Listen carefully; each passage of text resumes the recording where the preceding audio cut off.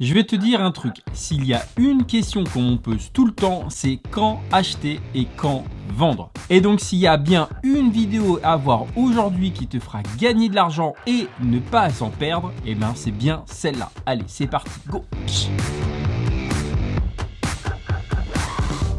Hello à toi, bienvenue dans cette nouvelle vidéo. Moi je me présente, je m'appelle Julien, ici on parle finance, investissement et aujourd'hui on va parler trading. Et oui, je t'en parlais depuis quelques semaines que j'étais en train de me former sur le trading. J'ai suivi énormément de formations, des formations de base pour confirmer, pour expert. Et d'ailleurs en fin de vidéo, je te recommanderais une formation que j'ai suivie qui est hyper canon. Reste jusqu'à la fin si tu veux plus d'informations là-dessus. Et je te rappelle que si ce contenu t'intéresse, et bien surtout n'hésite pas à lâcher un like pour montrer à l'algorithme YouTube que tout ce qui est finance, investissement et crypto-monnaie t'intéresse, à t'abonner à la chaîne si t'es pas déjà fait. Je te rappelle que la chaîne reverse 10 centimes à une association caritative pour chaque nouvel abonné sur la chaîne. Et qu'on se le dise, cette vidéo va te faire gagner de l'argent et ne pas en perdre parce que je vais poser les bases du trading avec des techniques simples, des stratégies simples et qu'il faut absolument connaître. Et tout en bas, je te mets un petit chapitrage si tu veux passer d'une section à une autre. Alors ici, gros disclaimer, je te rappelle que je ne suis pas conseiller financier du tout. Fais attention à ce que tu investis, mais ici on n'est pas sur des sciences exactes, on est juste sur des algorithmes,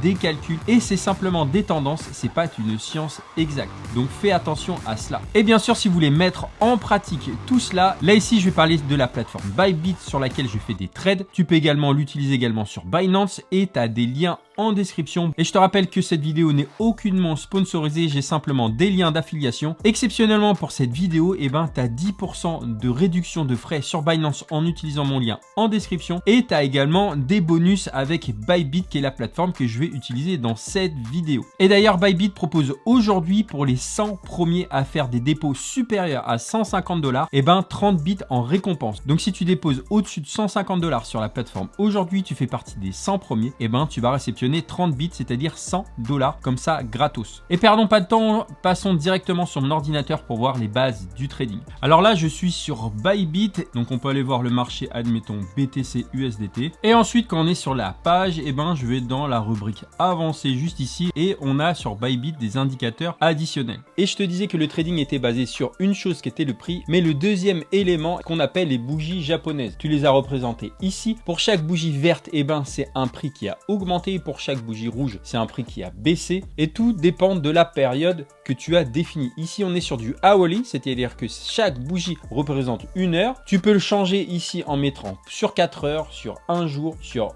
une semaine, le weekly, ou sur le monthly, c'est-à-dire en mensuel. Chaque bougie ici représente un mois. Et la bougie peut avoir différentes formes et peut donner énormément d'informations. Mais avant de te parler de ça, regardons comment fonctionne une bougie. Et donc ici, on a les mèches qui est représenté en haut et en bas. Et on a le corps, ce qu'on appelle le body, c'est-à-dire le corps de la bougie. Et bien si on prend la bougie de gauche, donc c'est une bougie haussière, le prix a augmenté. Et disons qu'à 10 h, cette nouvelle bougie est apparue et elle a commencé à ce point bas et elle a fini l'heure, c'est-à-dire à 11 h, à ce point haut qui s'appelle le cours de clôture. Mais entre 10 h et 11 h, et ben il y a eu des fluctuations et elle a connu également une mèche. Et ben admettons que le Bitcoin au cours d'ouverture était à 1000 $, il est monté jusqu'à 2200 $, ce qui est représenté par la mèche ici, mais c'est clôturé à 2000 $. Et entre 10 h et 11 h, on a connu également une légère chute ici, c'est une mèche baissière. Et donc admettons le Bitcoin était à 1000 $, il a peut-être baissé à 800 $ pour ensuite remonter plus haut et finir sur une bougie positive ou une bougie verte. Et à droite, on a une bougie baissière avec un cours d'ouverture qui a commencé, admettons, à 1000 $, qui a chuté, admettons, jusqu'à 400 $ pour remonter et clôturer à 500 $. Il a également connu une légère hausse, c'est ce qui est représenté par la mèche haussière juste là. Et chaque bougie délivre énormément d'informations. Tu peux avoir, par exemple, le marteau comme ici, qui est souvent annonciateur d'un retournement à la hausse. On a également le doji. En gros, il n'y a pas eu de changement pendant ce laps de temps.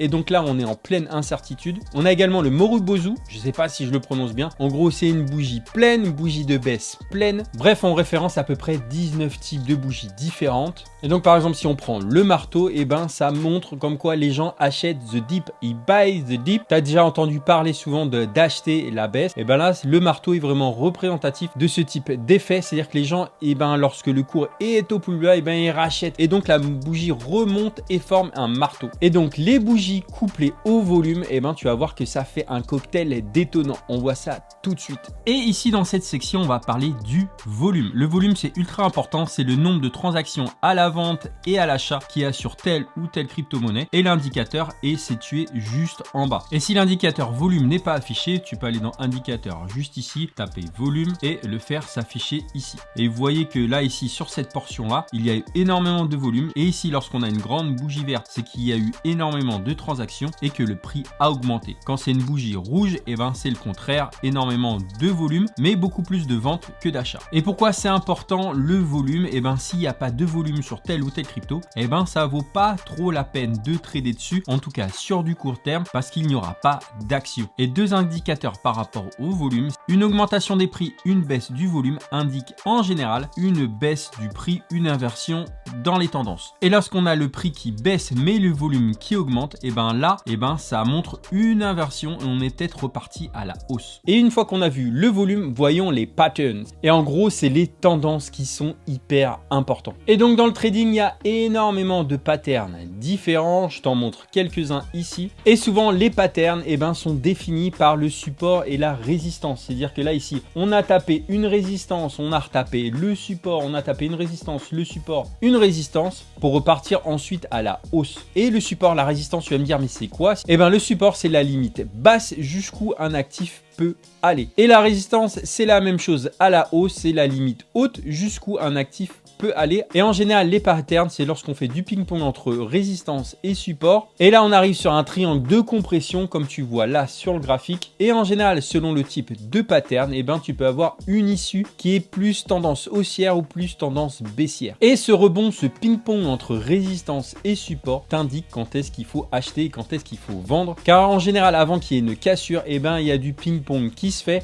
Et lorsque ça tape la résistance, et ben, c'est peut-être le moment de vendre. Et lorsque ça touche le support tout en bas, c'est peut-être le moment d'acheter. Et plus on tape la résistance, plus on a de chances de la casser à la hausse. Et plus on tape le support, plus on a de chances de le casser à la baisse. Et donc le point le plus haut, c'est le moment de vendre, et le point le plus bas, c'est le moment d'acheter. Plus le triangle se rétrécit, plus on s'approche d'une cassure à la hausse ou à la baisse. Mais attention, des fois il y a des cassures, mais c'est un fake out. Un fake out, c'est une fausse tendance. On a cassé à la baisse et on remonte direct dans le pattern. C'est ce qu'on appelle un fake out. Il peut y en avoir un à la hausse, à la baisse. Et tout ça, c'est pour troubler les cartes. Il y en a qui vont trader, il y en a qui vont faire des effets de levier et qui vont se faire avoir. Donc souvent, avant de miser sur un effet de levier ou d'acheter, eh ben, il faut attendre une confirmation. Soit on prend une période de temps qui est beaucoup plus large. Ça peut être sur du 4 heures, sur du journalier, avant de placer un ordre d'achat ou un ordre de vente. Et des patterns, il y en a plus d'une dizaine. Je t'en passe quelques-unes là, mais les plus connus sont les triangles ascendants et les triangles descendants. Et les triangles, c'est tout simplement lorsque les supports et les résistances convergent. Et le ascending triangle, c'est-à-dire le triangle ascendant, est représenté tout simplement lorsqu'on a la ligne de résistance qui est quasiment plate et la ligne de support qui est ascendant. Et en général, lorsqu'on a un triangle ascendant, eh ben, on a une forte probabilité de casser à la hausse. Et lorsque c'est un triangle descendant, c'est-à-dire un descending triangle, là on a la ligne des supports, eh ben, qui est plutôt plate et la ligne de résistance qui est descendante. Et en général, lorsqu'on connaît ce genre de triangle, il y a de fortes probabilités pour que ça casse à la baisse. Et pourquoi c'est important? Parce qu'il y a des tendances à la hausse et des tendances à la baisse selon tel ou tel pattern. Donc c'est toujours intéressant de les connaître par cœur et ça te permet de prédire le marché. Alors bien sûr, ici, c'est pas une science exacte, je te le répéterai toujours. Ici, c'est des probabilités et des tendances sur des années et des années. Et dans le trading, il y a pas mal d'indicateurs. Il y a le RSI, le MACD,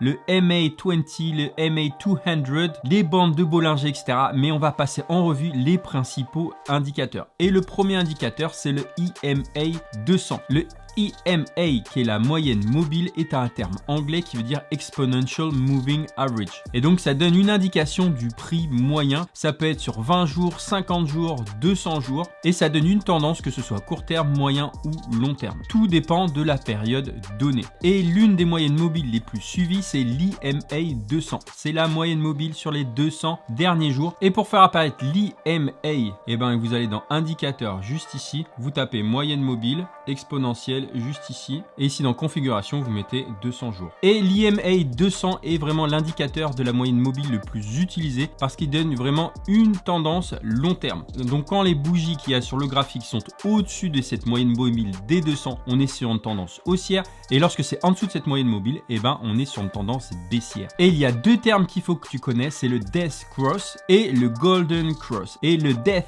Cross, c'est tout simplement lorsque la moyenne mobile des 50 passe en dessous de la moyenne mobile des 200. Et là, on est sur une tendance baissière. Donc en général, c'est en période de bear market. Et lorsque c'est l'inverse, lorsque la moyenne mobile des 50 passe au-dessus de la moyenne mobile des 200, on est sur un Golden Cross. Et là, on est sur une tendance moyen et long terme très haussière. Et un des indicateurs que j'apprécie le plus pour savoir quand acheter et quand vendre, eh ben, c'est le RSI, le régime social des indépendants. Non, c'est pas ça. C'est le Relative Strength Index. C'est un indicateur de surachat et de survente. Et pour le faire apparaître, il faut aller dans indicateur juste ici. Tu tapes RSI, Relative Strength Index. Et le RSI, c'est une valeur entre 1 et 100. Ça s'affiche en bas à droite juste ici. Donc ici, c'est 1, ici, c'est 100. Et donc là, ici, on est dans un range, c'est-à-dire une période assez normale, mais on est plus sur un sous-achat que sur un surachat. Et lorsque le RSI passe en dessous des 30, comme ici le 20 juillet 2021, eh ben, on est sur une période de sous-achat et donc c'est peut-être le moment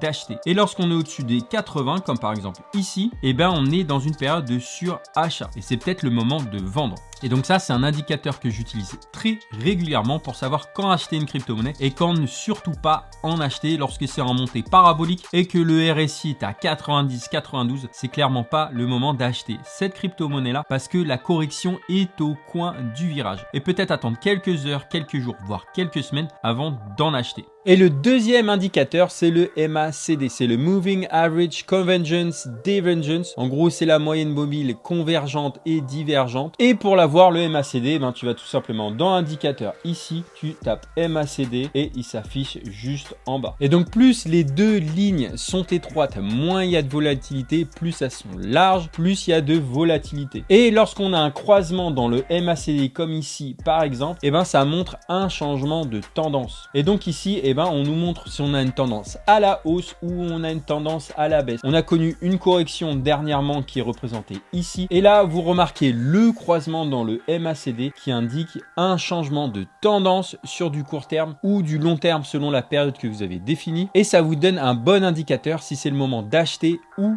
pas. Donc voilà pour les bases du trading, j'espère que ça t'a aidé. Et si tu veux t'y initier aujourd'hui, surtout n'hésite pas à utiliser les liens en description. Tu as des bonus, tu as des frais en moins et des petits cadeaux sur Binance, sur Bybit. Et si j'ai une formation que je recommande, souvent on me demande, tiens, est-ce que tu as une formation à me recommander? Eh ben, je te recommande vivement celle de Paul Crypto Formation et qui fait une formation sur la DeFi, sur le trading et sur les bases de la crypto-monnaie. Et Paul a eu la gentillesse de proposer aux personnes de la chaîne, eh ben, 10% sur chacune des formations que lui il propose. Tu as toutes les informations pour accéder à ces formations à un prix canon et donc tu auras des éléments complémentaires par rapport à cette vidéo et ça te permettra de te former sur le sujet. Donc voilà, j'espère que cette vidéo t'a plu, tu as appris pas mal de choses, tu as eu des indicateurs, tu as eu des éléments nouveaux. Si c'est le cas, surtout n'hésite pas à lâcher un like, à t'abonner à la chaîne et déclencher la petite cloche pour être au courant des prochaines vidéos. Je te dis à bientôt dans la cryptosphère trading. D'ici là, porte-toi bien, fais attention à tes investissements. Allez, ciao!